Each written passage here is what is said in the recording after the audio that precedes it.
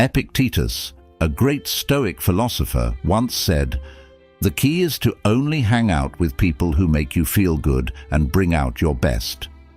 You've probably heard the saying, "You're the average of the 5 people you spend the most time with." Today, we're going to look at this idea through a stern view. We will talk about the 7 kinds of people who can get in the way of your growth in Stoic thought and how to deal with them. Before we start, I'd appreciate it if you liked the video so you could help me keep sharing Stoic ideas. If you haven't already, you should subscribe and turn on the bell so you don't miss any videos. 1. Someone you should stay away from is a complainer. Person. Number 1. The one who always has something bad to say. Everyone has a friend, family member, or co-worker who always seems to find something wrong with everything. They never miss a chance to complain about something, whether it's the weather, their job, or the food at a popular place. You might be thinking, why should I care? I can just ignore them. Well, that's easier to say than to do. Constantly being around this kind of bad news is bad for your mental health. It's like having a leaky tap that slowly drains your mental energy. Stoicism tells us to stop focusing on problems and instead look for ways to fix them. For instance, say you're working on a job with someone who always complains. Every meeting ends up being a tiring round of complaints, with no good ideas being shared. What is it? The team's morale goes down, you get distracted from finding real answers, and you're likely to become less interested in the job, and maybe even in life in general. So how does being calm help us deal with someone who always complains? There are different things you can do. First, try to spend as little time as possible with this person. If you can't do that, maybe because they're a family member or co-worker, you can try to mentally separate yourself from them while they talk. Think of their complaints as a storm that is loud and disturbing, but only lasts for a short time and can't move the rock. That is your inner peace. Your third choice is to steer the talk toward solutions or to change the topic to something more helpful. Marcus Aurelius said, "You have power over your mind, not outside events. Realize this, and you will find strength."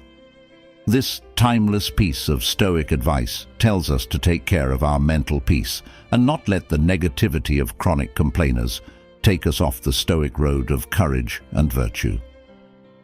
Number 2. People to stay away from if you don't want trouble. The second type of person is one who is drawn to trouble. Imagine that your life is a ship traveling through calm seas and you are the captain. But then you run into the drama generator, a whirlwind that pulls people into trouble. This person seems to always be in the middle of a crisis, disagreement, or controversy, and like a tornado, they can pull you into their swirl of chaos. At first, you might be drawn to the drama magnet's energy and mistake it for joy or passion. But you'll soon learn that being in their area of influence is like steering a ship through a storm, hard work and dangerous. Dealing with drama makers is hard because their problems can sometimes feel like yours. Their confusion is contagious, and you might find yourself in fights that you didn't even start. Let's look at a real-world example. You have a friend who often fights with other people in your group of friends. Today, they don't talk to Sarah, but they will talk to Tom tomorrow. Your friend comes to you for advice, but you see that this keeps happening over and over. Then, because you tried to help, you find yourself in a fight with Sarah or Tom. You could use a method called reflective listening in this case. Instead of telling them what to do or taking a side, repeat what they say. For example, if they say, "I can't believe Sarah said that about me," you could say, "So you feel betrayed by what Sarah said." This lets you offer emotional support without getting caught up in the drama yourself. Another way, which may seem counterintuitive, is to make yourself deliberately unreachable. Stoicism tells us to value our time very much, And sometimes that means we can't help other people with their problems, especially if they keep happening over and over again. Turn off your phone during certain times, set aside time to focus on your work or personal growth, and let people know that they shouldn't bother you during these times. Seneca said that the only way to be happy is to enjoy the moment without worrying about the future. This can be especially helpful when working with people who like to cause trouble. Instead of worrying about what the next problem will be, focus on the present, where you have power. Enjoy your life and don't let someone else's problems get in the way. Make it a point to steer your ship quietly and avoid whirlpools that could get in the way of your journey to personal growth and peace. Number 3. The naysayer is a type of person you should avoid. The third type of person is the one who says no. Imagine you are an artist who is working on a board. Each stroke of the brush gives your picture more color, depth, and life. Here comes the doubter. They walk into your office, take one look at your work, and then start to criticize it right away. Are you sure about that color? It doesn't look real. You know that most artists don't make it, right? Their words start to dull your bright canvas like lines of gray paint. This is not the kind of positive feedback that can be helpful. Instead, it's a constant feeling of worry and bad feelings. For example, let's say you're looking forward to starting a new job. You've done your study, talked to experts, and maybe even taken a few introductory classes. When you tell a naysayer how excited you are about something, they quickly come up with all the reasons why it won't work. The market is too competitive. Do you have the right skills? What if you fail? Soon, their worries start to feel like your own, and the sure vision you had starts to shake. So, what do you do when someone tells you no, especially if it's someone close to you? One unusual but effective way is to ask them for help instead of just telling them about your plans or goals. When you put someone in a role as a consultant, they are less likely to attack your ideas directly and may give you more helpful feedback. A practice called positive confrontation is another way to change the way things are going. Instead of taking on their bad feelings, ask them to come up with answers. If they say, "You'll never be able to switch careers at this point," you can say, "That's an interesting point of view. How do you think someone could change careers successfully then?" This will not only stop them from being negative, but it will also lead to a more positive conversation. Epictetus, a Stoic philosopher, said, "We have 2 ears and 1 mouth so that we can listen twice as much as we speak." Listening doesn't mean taking in everyone's bad vibes. It means figuring out what's important and what's just noise. When people who don't believe in you start to add shades of doubt to your picture, take a step back, listen, think, and keep coloring your life with the colors that speak to you. Don't let anyone turn your colorful creation into a dull gray scenery. 4. The victim is a type of person to avoid. The 4th type of person is the victim. Suppose that life were a game of chess. Each player has the same pieces and the same goal, which is to capture the king of the other player. You make plans, give up some things, and take some risks. The target, on the other hand, puts all of their bad moves on the board, the pieces, or even their opponent. In their minds, they are always in checkmate, not because of what they do, but because of something outside of themselves. Their story is a never-ending tale of bad luck, with them as the powerless main character. My boss doesn't like me, so I can't move up at work, or I can't get in shape because I have bad genes. It's important to remember that some people do face real problems and trials, but the person we're talking about uses their situation as an excuse forever and won't take responsibility for anything they do or don't do. You might get caught up in their story, maybe as a supporting figure who always has to come to their aid. Let's say you've spent hours listening to a friend say that their ex-partners are to blame for all of their bad relationships. Not only does this waste your time, but it can also make you feel like a victim and lead you to act that way in your own life.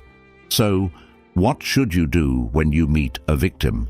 It might be tempting to try to save them by giving them endless help and mental support, but the Stoics would warn against this. They would tell you to set up a clear limit to protect your mental health. You could use a method called compassionate detachment, in which you are kind, but don't try to save people from problems they need to figure out on their own. Listen to them, but don't try to solve all of their problems for them. Marcus Aurelius once said, "The best revenge is to be different from the person who did the wrong." If you find yourself getting caught up in the victim's story, fight the urge to become a victim yourself. Take charge of your own game board, make your moves, and remember that in the chess game of life, being stuck in checkmate is often a choice, not a fate. Keep your pieces going forward, make sacrifices when it makes sense, and don't play for payback or pity, but to learn and get better. 5. The toxic positivist is a type of person you should avoid. Number 5 on the list of types of people is the poison optimist. This person is known to you. They always seem to be full of sunshine, rainbows, and emojis. They're the ones who tell you to just be happy when you're having a hard time, brushing off your feelings and experiences with a wave of sparkly positivity. Picture your life as a beautiful garden. There are flowers, but there are also weeds and bugs. A poisonous optimist, on the other hand, refuses to pay attention to anything that isn't a rose in bloom. If you have aphids on your leaves, just think about the flowers and don't let bad things into your garden, they would say. Even though it sounds good, their method can make you feel unimportant and out of touch with reality. Imagine that you are going through a hard breakup. You're sad, confused, and trying to get your feelings in order. What does the poisonous positivism say? There are plenty of fish in the sea. Just smile and be happy. This kind of overly positive thinking doesn't take into account how complicated emotions are and how hard life can be. How do you take care of your yard without having toxic positivists crush it with their good vibes only stickers? One way to deal with them is to get them to talk about both light and dark things. If they say, "Look on the bright side, at least you're healthy," you could say, "Yes, I'm thankful for my health, but it's okay for me to be upset about this particular issue. I can feel both at the same time." You can also use what psychologists call emotional granularity, which is the ability to feel and tell the difference between a wide range of good and bad feelings. When a toxically positive person tells you to just be happy, take a moment to recognize and name your complicated feelings. "I'm a little sad today because of X, and that's okay," can be a freeing statement. Seneca, a Stoic philosopher, once said, "True happiness is to understand our duties toward God and man, to enjoy the present without worrying about the future." Notice the balance between knowing duties, which aren't always nice, and enjoying the present. A Stoic attitude isn't just about focusing on the good or the bad. It's about accepting the complexity of life with calmness. So the next time a toxically positive person throws confetti on your carefully kept garden, take a step back. Remember that a garden needs both sun and rain to grow. Accept your full range of emotions and keep caring for your garden with the richness and complexity it deserves. Type of person to stay away from. Number 6. The manipulator. 6th type of person, the trickster. Think of your life as a story for a movie. You are the main character, and you have an idea of how your story should go, including where the twists should happen, who your friends and teachers should be, and how the story should end. Comes the manipulator, the unseen director who changes your script without you even knowing it. One day you find that your story has gone off track. The trickster knows how to play with other people's emotions or minds. They might try to get you to do something that helps them by being nice, making you feel bad, or even lying to you. You might have a friend who always gets you to pay for dinner by saying something like, "You know, I've been having a rough month and you're so successful. It wouldn't mean much to you, but it would make my day better." Over time, you realize that your generosity has been taken advantage of, but it's hard to tell them because they made it sound like a favor to a friend in need. It can be hard to deal with a liar. One way to stop them is to do what some experts call fogging. This means agreeing with the trickster when they say something true, but not letting them get to you emotionally. If they say, "You've been doing so well, you should pay for dinner," you could say, "You're right, I have been doing well, but let's split the bill like we always do." Another option is to make clear rules and stick to them. Learn to say no in a firm way if the manipulator wants you to give them money or do things you don't want to do. Keep your voice and words cool and clear. "I can't lend money, but I'm here to offer emotional support," sets a limit while keeping the friendship. Epictetus, who was influenced by Stoicism, said, "We cannot choose our external circumstances, but we can always choose how we respond to them." The manipulator feeds on your expected responses. They use your kindness, your guilt, or your need to be liked to get what they want. By picking a different response, you are taking back control of your story.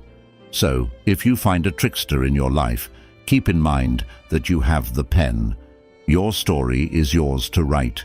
And even though it may have a lot of different players, the main character, you, should always be led by your own values and choices. Take back control of your life story and don't let anyone else write it for you. The time vampire is the seventh type of person to avoid. Seventh type of person, the time monster. Think of the things you do every day as a carefully composed music. Each instrument stands for a job or a promise, and when they are all played together, they make a balance. But then the time vampire joins in and screeches out of tune, drowning out your theme and making your beautiful piece sound like a bunch of different sounds that don't go together. The time vampire might not always be bad. In fact, they may seem pretty harmless. It could be a coworker who constantly stops you with silly questions, breaking up your day and making it hard to get anything done. Or it could be a friend who asks you to a lot of social events you don't want to go to, making you feel like you have to go and taking up a lot of your time and energy. These exchanges might not seem important at the time, but when added up, they can cause a lot of trouble. So, how do you make sure a time vampire doesn't mess up your symphony? One good approach is the Pomodoro technique, which is a way to manage your time by dividing your work into 25-minute chunks that you break up with short breaks. During these times, you let people know that they shouldn't bother you. This sets a limit that keeps people from cutting into your most busy times. If you're dealing with a social time vampire, remember that it's not only okay to say no, it's important for your health. Instead of making complicated reasons, just say, "Thanks for the invite, but I can't make it."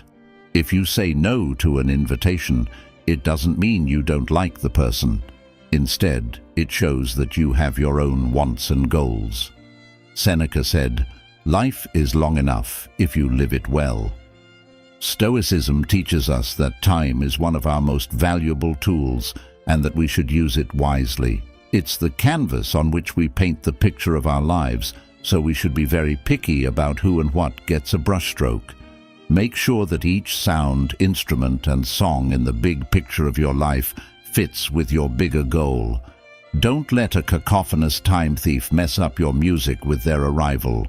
Hold the baton tightly and lead your life with purpose, making sure that every moment is a note well played in your perfect creation, reflection on who we are. As we come to the end of today's look at the people who can get in the way of stoic grit and knowledge, Let's not forget that self-awareness is the most important thing. It's easy to see these types in other people, but it's harder and more revealing to look at yourself. Are you maybe doing one of these things in someone else's life by accident? Remember that Stoicism isn't just about getting along in the world. It's also about getting to know ourselves and getting better. If today's conversation has made you realize something, have an epiphany, or even just think about yourself, I'd love to hear about it in the comments. Write down your ideas and share your experiences, and let's have a conversation that makes us all better. So, until next time, may your decisions reflect your good qualities, your deeds show how wise you are, and your life be the masterpiece you were meant to make. If you want to learn more about Stoicism and find out what its timeless wisdom is, grab a copy of our full Stoicism ebook from the saved comments. Start today to make your life healthier and happier. And don't forget to click subscribe below to get our latest Stoic thoughts and other news. Join our group of people who are learning about Stoicism and help us all grow.